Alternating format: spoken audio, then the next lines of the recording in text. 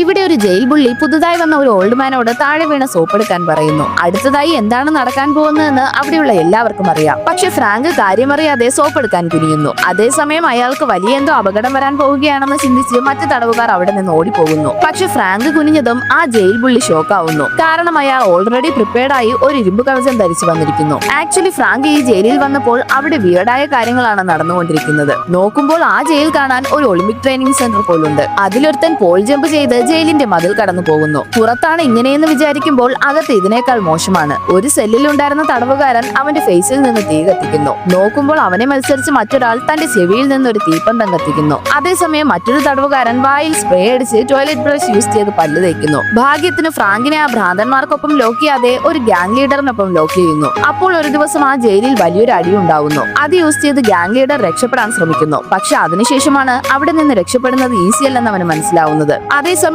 അവിടെ നിന്ന് രക്ഷപ്പെടാൻ ഫ്രാങ്ക് ഓൾറെഡി ഒരു പ്ലാൻ റെഡിയാക്കിയിരുന്നു. അതുകൊണ്ട് അടുത്ത ദിവസം മുതൽ ആ ഗ്യാങ് ലീഡർ ഫ്രാങ്കിനൊപ്പം ചേർന്ന് തുരങ്കമുണ്ടാക്കാൻ തുടങ്ങുന്നു. ഓരോ ദിവസവും അവിടെ നിന്ന് എടുക്കുന്ന മണ്ണ് ആരും അറിയാതെ ഗ്രൗണ്ടിൽ കൊണ്ടിടുന്നു. നോക്കുമ്പോൾ ദിവസങ്ങൾ കഴിയുന്തോറും ആ മണ്ണെല്ലാം മല പോലെ കൂടുന്നു. ഇനിയും അവിടെ മണ്ണിട്ടാൽ പ്രശ്നമാവുമെന്ന് മനസ്സിലാക്കിയവർ പിന്നീടുള്ള മണ്ണെല്ലാം ഫുഡിൽ കലർത്തുന്നു. അതുകൊണ്ട് തടവുകാർ വേറെ വഴിയില്ലാതെ അതെല്ലാം നേർച്ച പോലെ കഴിക്കുന്നു. അതിനുശേഷം അവർ രണ്ടുപേരും ഒരു വിധത്തിൽ തുരങ്കമുണ്ടാക്കി കഴിയുന്നു. അതേസമയം ഗ്യാങ് ലീഡറിന്റെ അമ്മ അവരെ പിക്കപ്പ് ചെയ്യുന്നതിനായി പുറത്ത് കാത്തു നിൽക്കുന്നു. പക്ഷേ ടണലിനകത്തേക്ക് കയറിയവർ പുറത്തേക്ക് വരുമ്പോൾ അവിടെ ഒരു സംസ്കാര ചടങ്ങ് നടന്നുകൊണ്ടിരിക്കുന്നു. അതുകൊണ്ട് വീണ്ടും അകത്തേക്ക് പോയവർ മറ്റൊരു സ്ഥലത്ത് വരുന്നു. നോക്കുമ്പോൾ അവർ ആ ഗ്യാങ് ലീഡറിന്റെ എനിമി ഗ്യാങ്ങിന്റെ സ്ഥലത്ത് വന്ന് അകപ്പെട്ടിരിക്കുന്നു. ഭാഗ്യത്തിന് അതിലൊരാൾക്ക് പോലും കറക്റ്റായി ഷൂട്ട് ചെയ്യാൻ അറിയില്ല. ഒരു വിധത്തിൽ അവിടെ നിന്ന് ഓടി വന്ന് ഗ്യാങ് ലീഡറിന്റെ അമ്മയുടെ കാറിൽ കയറി അവിടെ നിന്ന് രക്ഷപ്പെടുന്നു.